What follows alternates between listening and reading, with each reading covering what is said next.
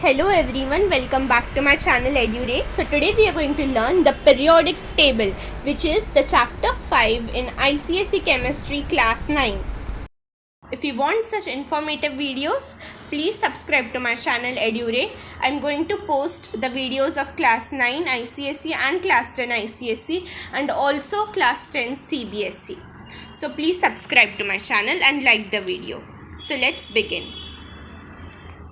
The periodic table. So first let's understand what is the periodic table and what are the elements which constitute a periodic table. So introduction. Elements. What is an element? So an element is the basic unit of matter. मतलब जो एक matter होता है, जो भी matter मतलब solid, liquid, gas. We had studied about 3 states of matter. तो जो solid, liquid, gas है, मतलब उनका जो बेसिक यूनिट है, जो फंडामेंटल यूनिट है, जो मैटर को बनाता है, वो क्या होता है? एलिमेंट होता है. They are pure substances made up of one kind of atoms and can not be broken down into simpler substances. इसका मतलब है कि वो एकदम प्योर सब्सटेंसेस है, उनके पास सिर्फ only one kind of atoms है.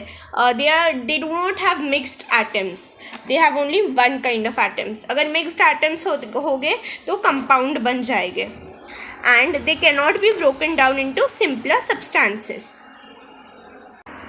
उसका मतलब है कि फिज़िकल मीन्स या केमिकल मीन्स, जैसे कि हीटिंग, फ्रीजिंग या केमिकल ट्रीटमेंट या केमिकल से रिएक्ट करना, पर फिर भी वो elements can not be broken down into simpler substances. मतलब वो जो सिंपल सब्सटेंसेस होते हैं उसमें वो नहीं कन्वर्ट होंगे, वो जैसे है वैसे ही रहेंगे. They cannot be broken down by neither by physical means nor by chemical means. There are today about 118 elements discovered so far. तो जो हम लोग का अभी मॉडर्न पीरियोडिक टेबल है उसमें 118 एलिमेंट्स है डिस्कवर्ड सो फार. मतलब और भी डिस्कवर हो सकते हैं फ्यूचर में, पर फिलहाल हमारे पास 118 एलिमेंट्स है. So elements are made up of identical atoms. मतलब they are made up of one kind of atoms, और आइडेंटिकल एटम्स मतलब सेम चीज़ है, मतलब they do not have mixed atoms. अगर जैसे कि an element iron is made up of only one type of atoms, example iron atoms. तो अगर एक एलिमेंट आयरन है Fe, तो उसमें हाइड्रोजन, सोडियम उनके एटम्स नहीं आएंगे, वो आयरन Fe उसमें Fe के एटम्स ही आएंगे. Then elements had to be properly classified, and the best classification is the one which puts together those elements which show maximum resemblance and separates the others. अब इसका मतलब है कि 118 elements है, तो अगर हम उन्हें क्लासीफाई नहीं करेंगे तो उनकी प्रॉपर्टीज़ पढ़ना बहुत डिफ़िकल्ट हो जाएगा. हमें एक एक की प्रॉपर्टीज़ पढ़नी पड़ेगी, उससे टाइम बहुत वेस्टेज होगा, कन्फ्यूजन भी होगा कि इतनी प्रॉपर्टीज़ पढ़ेंगे तो दो ऐसा हो सकता है कि एक दो की प्रॉपर्टीज़ हम मिक्स कर दें, तो उससे बहुत कन्फ्यूजन होता है, टाइम वेस्टेज होता है, और वो बहुत डिफ़िकल्ट प्रोसीजर है. तो इसकी वजह से साइंटिस्ट ने सोचा कि उन एलिमेंट्स को प्रॉपरली क्लासीफाई करते हैं. अब वो क्लासीफाई कैसे करेंगे? मतलब जो एलिमेंट्स है जो जिनके पास सिमिलर प्रॉपर्टीज़ हैं उन्हें एक साथ रखना, जो थोड़े जो डिफरेंट प्रॉपर्टीज़ वाले उन्हें दूर दूर रखना. सो अगर एक एलिमेंट है, अगर like a group of elements है with similar properties, if we keep them together, मतलब हम उन्हें एक साथ रखें, तो अगर हम एक एलिमेंट की प्रॉपर्टी पढ़ेंगे तो फिर हम लोग दूसरे एलिमेंट्स की भी समझ जाएंगे अगर उन सब में सिमिलर प्रॉपर्टीज़ है तो. इसलिए वो लोग ने क्लासिफिकेशन करने का सोचा साइंटिस्ट ने, so that there is less time consumption, it is easier to study, or there is less confusion. Then which puts together those elements which show maximum resemblance and separates the others. मतलब वही जिसमें ज़्यादा similarities हो इन properties उन्हें साथ में रखना, और जिनमें कम हो उन्हें दूर रखना. Now what is classification, why is it essential? अब जब साइंटिस्ट लोगों ने सोचा एलिमेंट्स को क्लासीफाई करने का, पर what does this classification mean? So classification means grouping और sorting of elements based on their similarities and differences. मतलब जैसे कि हाइड्रोजन, सोडियम, लिथियम, पोटाशियम, इनके पास सिमिलर प्रॉपर्टीज़ है, तो इन लोगों को ग्रुप या सॉर्ट करो ऐसे कि जो सिमिलर प्रॉपर्टीज़ है उन्हें एक साथ रखो, और जिनमें डिफरेंसेस है उन्हें अलग अलग रखो. सो दिस ग्रुपिंग और sorting of elements is known as classification. अब why is it essential, मतलब why is it important? Because it makes the study much easier. As I told, it makes the study easier, it reduces confusion, the time consumption is less. मतलब अगर हमें elements की properties learn करनी हो तो हमें time कम लगेगा अगर वो सब बराबर क्लासिफाइड हो. और इतने सारे एलिमेंट्स हैं 118, तो अगर बराबर क्लासिफाइड हो तो हम लोग को कन्फ्यूजन भी कम होगा और हमारी स्टडी मच ईजी हो जाएगी. Now let's look at the basis of classification of elements. Scientists made several attempts to classify elements according to their properties and to obtain an orderly arrangement. तो scientist ने बहुत सारे attempts करे ताकि elements को वो लोग अच्छे से क्लासीफाई कर पाए. Now the early chemists attempted to classify elements on basis of their properties, nature, character, valency, etc. So this statement is important.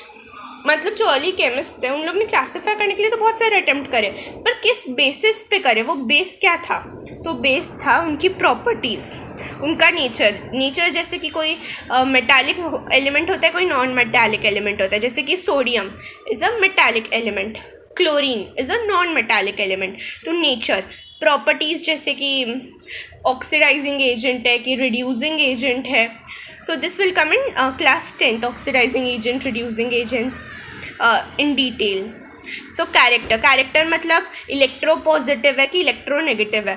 अब जो मेटल्स होते हैं वो इलेक्ट्रोपॉजिटिव होते हैं इसलिए अच्छे रिड्यूसिंग एजेंट होते हैं, और जो नॉन मेटल्स होते हैं वो इलेक्ट्रोनेगेटिव होते हैं इसलिए वो अच्छे ऑक्सीडाइजिंग एजेंट होते हैं. तो कैरेक्टर मतलब इलेक्ट्रोपॉजिटिव या इलेक्ट्रोनेगेटिव. तो जैसे कि सोडियम, पोटाशियम, लिथियम ये इलेक्ट्रोपॉजिटिव है, और वैसे ही non metals chlorine, bromine, nitrogen, oxygen ये सब इलेक्ट्रोनेगेटिव होते हैं. अब वैलेंसी क्या होता है? वैलेंसी जैसे कि जो नंबर ऑफ़ इलेक्ट्रॉन्स होते हैं इन लास्ट शेल में, वो या तो गिव अप कर सकते हैं एलिमेंट्स या वो उससे गेन कर सकते हैं. सो वैलेंसी इज़ दैट. तो मेटल्स को पॉजिटिव वैलेंसी होती है, नॉन मेटल्स को नेगेटिव वैलेंसी होती है. तो उस बेसिस पे साइंटिस्ट ने एलिमेंट्स को क्लासीफाई करा. किन्होंने वैसे क्लासीफाई करा? अर्ली केमिस्ट ने. Now what were the other methods? So there were other proper methods which were Daubernia's triads, Newland's law of octaves, Mendeleev's periodic table, and the modern periodic table, which was laid by Henry Moseley. Now let's look at the next slide. So now let's study the Daubernia's triads. So in the year 1817, Daubernia, a German chemist, tried to arrange the elements with similar properties into groups. मतलब जो scientist डॉबर्नियर थे, early जो chemist थे, उन्होंने सोचा कि जो similar properties वाले एलिमेंट्स हैं उन्हें ग्रुप्स में अरेंज करें. ये identified some groups having 3 elements each. So he called these group triads. Triads मतलब 3, मतलब ट्राइड एक ग्रुप होता है जिसमें 3 एलिमेंट होते हैं. Daubernia showed that when the 3 elements in a triad were written in the order of atomic masses या in the increasing order of atomic weight. Atomic weight क्या होता है? Sum of the number of protons and sum of neutrons in an atom. मतलब अगर हम सोचो oxygen का atomic wait निकाले तो ऑक्सीजन में प्रोटॉन्स कितने हैं? 8, और न्यूट्रॉन्स कितने हैं? 8.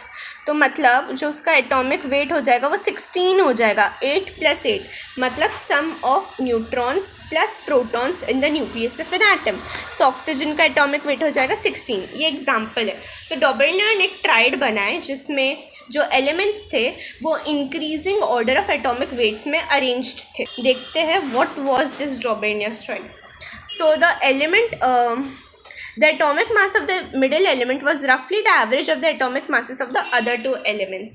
मतलब जो मिडल एलिमेंट होता था, जो उसका एटॉमिक मास है वो जो फर्स्ट एटॉमिक मास है ना, जो फर्स्ट एलिमेंट है उसका एटॉमिक मास प्लस जो थर्ड एलिमेंट है उसका एटॉमिक मास, उसका एवरेज मतलब first atomic mass plus third element atomic mass divided by 2. जो आंसर आता था ना वो मिडल एलिमेंट का एटॉमिक मास होता था. So let's read the statement of Daubernia's law of triads. So Daubernia's law of triads. chemically analogous elements were arranged in increasing order of their atomic weights, formed well-marked groups of 3 called triads, in which the atomic weight of the middle element was found to be generally the average arithmetic mean of the atomic weights of the other 2 elements. अब इसका मतलब क्या है? Chemically analogous elements का मतलब है जो elements जिनमें सिमिलर केमिकल प्रॉपर्टीज हो उन्हें हम बोलते हैं केमिकली एनालॉगस एलिमेंट्स. तो फर्स्ट कंडीशन क्या थी कि वो increasing order of atomic weights में अरेंज्ड थे. तो ये कंडीशन बहुत ज़रूरी थी. वो एक increasing order of atomic weights में अरेंज थे. उन्हें क्या बोलते थे? They were well marked group of 3 called triads. Triads का मतलब ही होता है ग्रुप ऑफ 3, तो उन्हें इसलिए ट्राइड्स बोलते थे. In which the atomic weight of the middle element, मतलब जो atomic weight of middle element है, जो एवरेज को एरिथमेटिक मीन भी बोलते हैं. एवरेज मतलब किसी चीज़ का सम, 2 चीज़ों का सम और उसे डिवाइड बाय 2 कर दो, उसको एवरेज बोलते हैं. और एज यू कैन सी यहाँ पे जो एलिमेंट सोडियम है, जो सोडियम एक मिडल एलिमेंट है, तो उसका जो एटॉमिक मास होगा या एटॉमिक वेट होगा, वो जो फर्स्ट एलिमेंट है लिथियम उसके एटॉमिक मास और जो थर्ड एलिमेंट है पोटेशियम उसके एटॉमिक मास का सम होगा और उसे हम लोग डिवाइड बाय 2 कर देंगे. इसे एवरेज बोलते हैं. मतलब फर्स्ट एलिमेंट का atomic weight plus third element का एटॉमिक वेट उसे डिवाइड बाय 2 कर दो, इसे हम एवरेज या अरिथमेटिक मीन बोलते हैं. तो फर्स्ट कंडीशन क्या थी? फर्स्ट कंडीशन थी कि ये जो ट्राइड में जो एलिमेंट्स होते हैं ना, वो increasing order of atomic weights में अरेंज्ड होनी चाहिए. तो देखते हैं, लिथियम का 7 है, सोडियम का 23 है, पोटेशियम का 39 है. मतलब ये इंक्रीजिंग ऑर्डर में अरेंज्ड है. 7 से 23, 23 से 39, मतलब बढ़ रहा है, right. So they are arranged in increasing order of atomic weights. तो फर्स्ट कंडीशन फुलफिल्ड है, मतलब ये ट्राइड है. नाउ सेकेंड कंडीशन थी कि जो सोडियम जो मिडल एलिमेंट है उसका atomic mass would be equal to the average of the atomic mass of the first and the third element sum. So let's see, first element 7 है, lithium का atomic mass 7 plus potassium का atomic mass 39. So 7 plus 39 is 46. अब 46 को divide by 2 करेंगे तो क्या हो जाएगा? 23. मतलब सोडियम का atomic mass is equal to the average of atomic mass of lithium and potassium. These lithium, sodium और पोटेशियम एक ट्रायड है.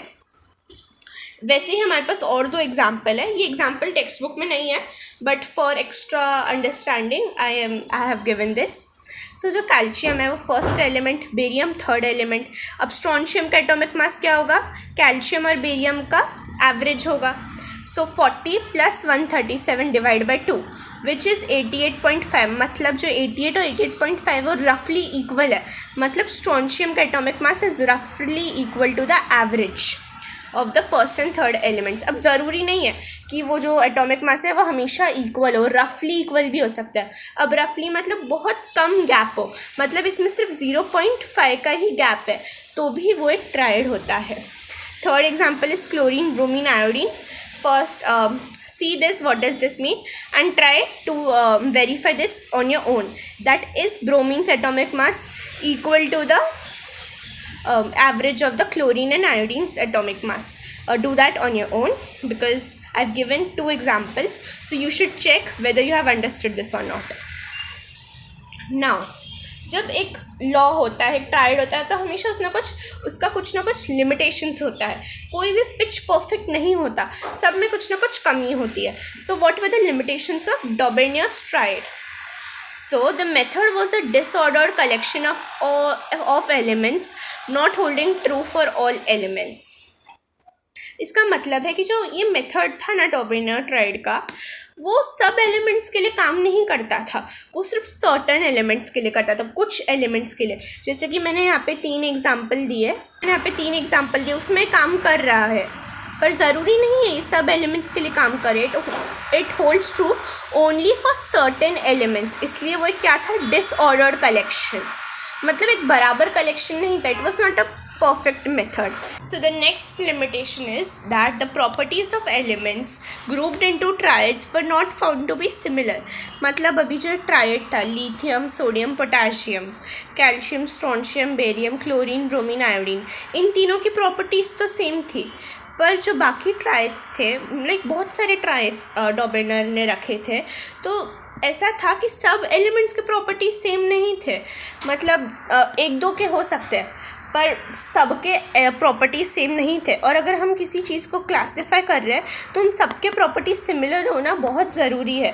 अगर प्रॉपर्टीज सिमिलर ही नहीं हो तो फिर कोई फ़ायदा नहीं, राइट। फिर से कन्फ्यूजन होगा, फिर से डिफ़िकल्टी इन स्टडी होगी। So what is the use of that classification, मतलब the properties were not similar and the main point that, और मेन होना चाहिए था कि प्रॉपर्टीज सिमिलर हो। अब वो नहीं सिमिलर थी, इसलिए वो एक लिमिटेशन था।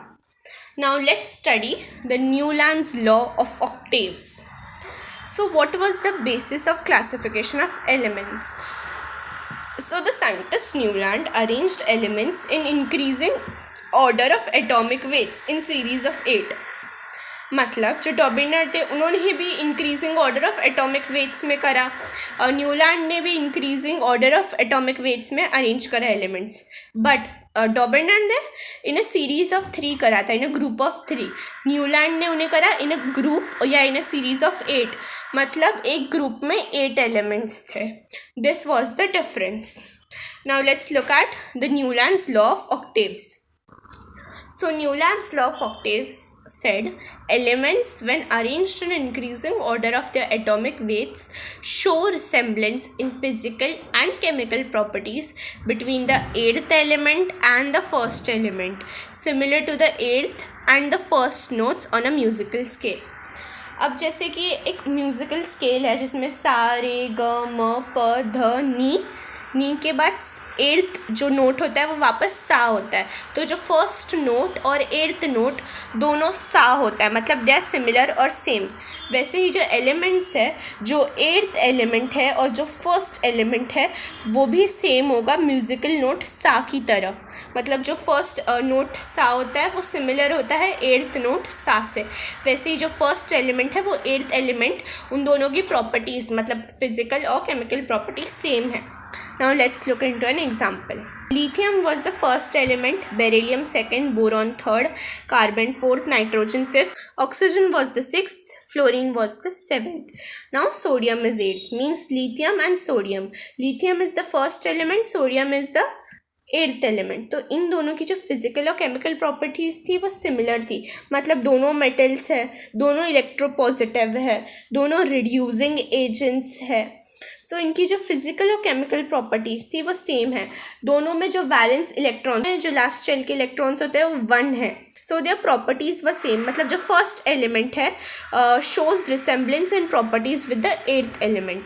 So this was Newlands law of octaves. हम दूसरा एग्जाम्पल भी लेते हैं, जैसे कि फ्लोरीन और क्लोरीन। ये भी फर्स्ट एलिमेंट फ्लोरीन है, जैसे first second third fourth fifth six seventh eight. तो फर्स्ट एलिमेंट फ्लोरीन, क्लोरीन बन जाएगा 8th एलिमेंट फ्लोरीन के रिस्पेक्ट में।